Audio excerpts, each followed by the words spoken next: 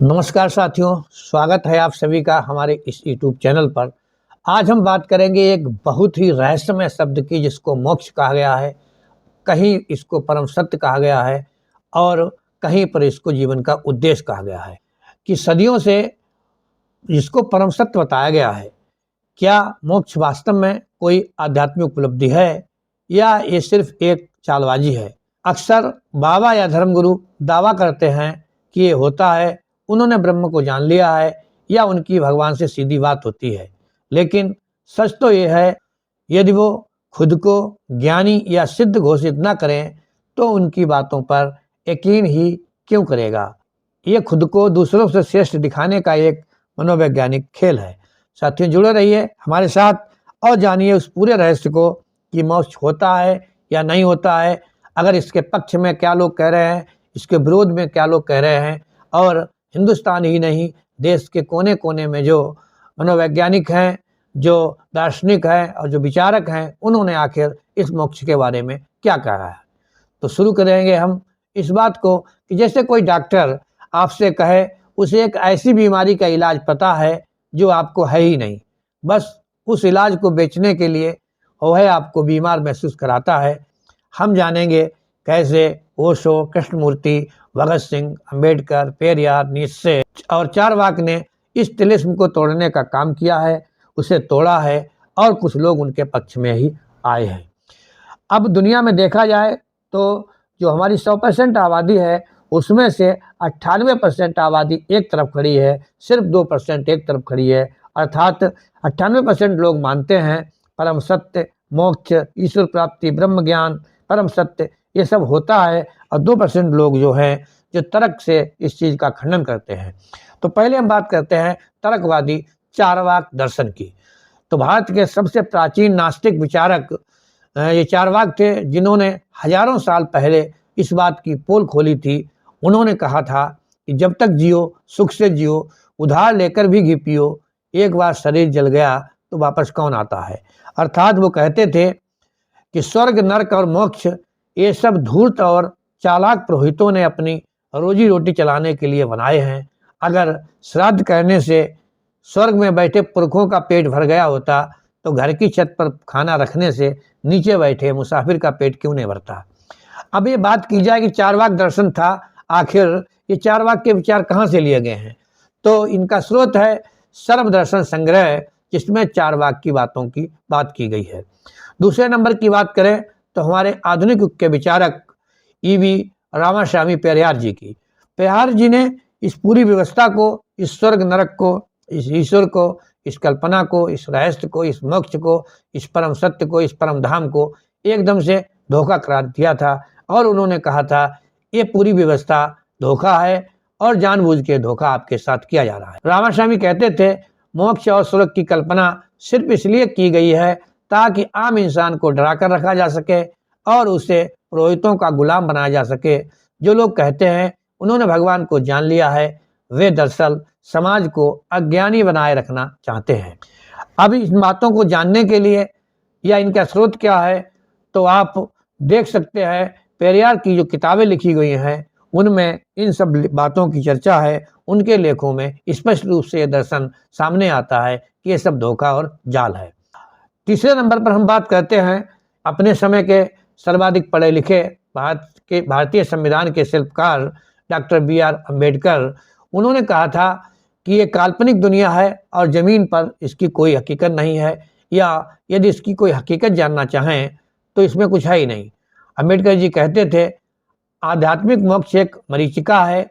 जब तक समाज में ऊंच नीच है, जब तक आत्मा की मुक्ति की बात करना सिर्फ एक पाखंड है। धर्मगुरु मोक्ष का लालच देकर गरीब का ध्यान उसकी असल समस्याओं से भटका देते हैं। अर्थात डॉक्टर बी.आर. अम्बेडकर इस मोक्ष, इस परम सत्य, इस ईश्वर को प्राप्त करना, ये इन रहस्यमय शक्तियों को पूरी तरह से नकारते थे और उन्होंने कभी भी इसका समर्थन नहीं किया। अगर हम चौथे विचारक की बात करें तो यहाँ पर हम देखते हैं जे कृष्णमूर्ति को। कृष्णमूर्ति ने कहा था कि यहाँ कोई भी अद्भुत शक्ति नहीं है। जो व्यक्ति ये कहता है कि मैं जानता हूँ या मैंने मोक्ष पा लिया है, वो असल में कुछ नहीं जानता। आध्यात्मिक सत्ता दुनिया का सबसे बड़ा झूठ है। गुरु और चेले का रिश्ता सिर्फ एक मानसिक गुलामी है। और ये जानने के लिए जद्दू कृष्णमूर्ति का एक भाषण था, सत्य एक पथहीन भूमि है। इसमें इस बात का, इस पूरी व्यवस्था का, इस पूरे धोखे का स्पष्ट रूप से वर्णन है। फिर हम बात करते हैं देश के शहीद आजम कहने वाले सरदार भगत सिंह की। भगत सिंह ने स्पष्ट कहा, ये सब काल्पनिक बातें हैं और इंसान की कमजोरी का फायदा उठाने के लिए बनाई गई हैं।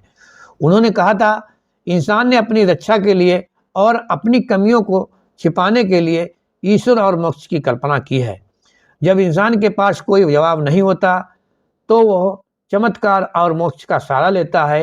ये सिर्फ एक दिमागी अफीम है, अर्थात इसका असलियत में कोई अस्तित्व नहीं है। अब अगर आपको इसी तरह के विचार जानने हो तो आप पढ़ सकते हैं भगत सिंह का एक लेख, जो उन्होंने कहा था, मैं नास्तिक क्यों हूँ। अर्थात भगत सिंह की पूरी फिलॉसफी एक छोटे से लेख में है, जो कि कहता है कि ये आस्तिकता, ये मोक्ष, ये परम सत्य, ये ज्ञान, ये सब बेकार की बातें, अर्थात इनमें कोई सार नहीं है। इसके बाद हम बात करते हैं जो महान विचारक थे ओशो की। ओशो ने कहा था कि इंसान के पास लोभ बहुत है, जमीन का लोभ, पैसे का लोभ, औरत का लोभ, पद का लोभ, लेकिन जब मनुष्य का मन इन सब से भर जाता है या फिर ये सब उसको नहीं मिलती है तो एक नया लालच जन्म लेता है, जिसका नाम मोक्ष है, जिसका नाम परम सत्य है, जिसका नाम ईश्वर है। तो मोक्ष दूसरे लाभ का नाम है। जब हमारे सांसारिक लाभ पूरे नहीं होते तब हम एक आध्यात्मिक लाभ की ओर बढ़ते हैं और इसी लाभ का नाम, इसी लोभ का नाम मोक्ष है।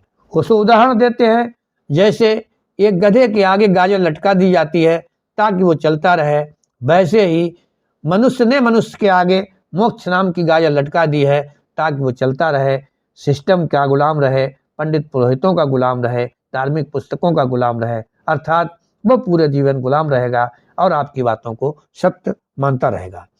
इसी प्रकार की बातें ओशो की ये पुस्तक आई थी संभोग से समाधि की ओर, तब पूरी दुनिया में क्रांति हुई थी कि आखिर ओशो की बातें कितनी सत्य हैं, कितनी झूठ हैं।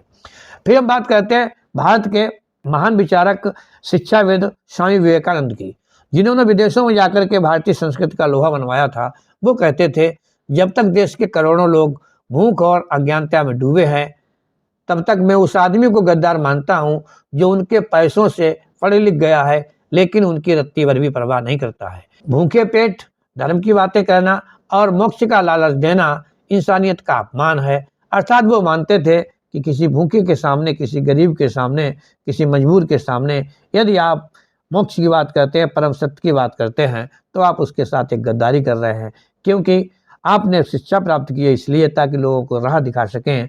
और आप जब भटकाव की बात करते हैं, जब आप किसी को मानसिक गुलाम बनाने का प्रयास करते हैं, किसी जाल में फंसाना चाहते हैं, तो आप उस देश के साथ गद्दारी कर रहे हैं। उन्होंने किताबी ज्ञान और केवल ध्यान के बजाय कर्म और सेवा को ही असली मुक्ति बताया था।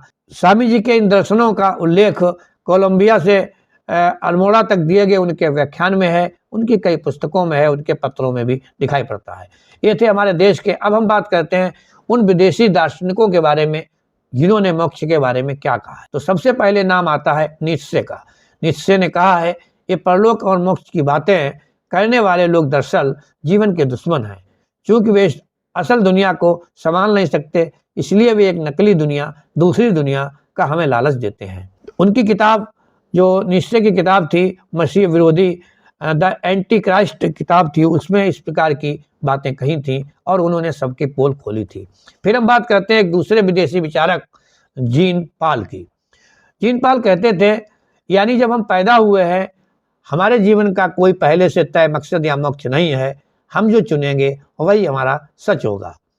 अब जो लोग ये बोलते हैं कि आखिर मोक्ष होता है, या जो बोलते हैं ये मोक्ष नहीं होता है, अगर सबको ये जानकारी हो जाएगी कि मोक्ष नाम की कोई चीज़ नहीं होती है, तो आखिर फ़र्क किस पर पड़ेगा? फ़र्क पड़ेगा उस व्यवस्था को कायम रखने वाले वे लोग जो चाहते हैं कि आप असल जीवन के लक्ष्य को ना जान पाएँ, उद्देश्य को ना जान पाएँ, अब आप हमेशा ऐसी बातों में फंसे रहें जो कि आपको कहीं का नहीं छोड़ती हैं। और अब रहस्य पे पर्दा तभी उठ पाएगा जब हम लोग किसी को सिद्ध या चमत्कारिक पुरुष समझने से पहले उसकी बातों का तार्किक हल ढूंढेंगे, उससे सवाल करेंगे और उसका हमारा ये डर खत्म होगा। जिस दिन हमारा डर खत्म हो जाता है उसी दिन ये मानसिक गुलामी का व्यापार बंद हो जाता है। तो असलियत बात यह है कि मोक्ष पर जो बेचा जा रहा है या जिस शांति की बात की जा रही है वो सिर्फ एक दिमाग की भ्रम हो सकती है।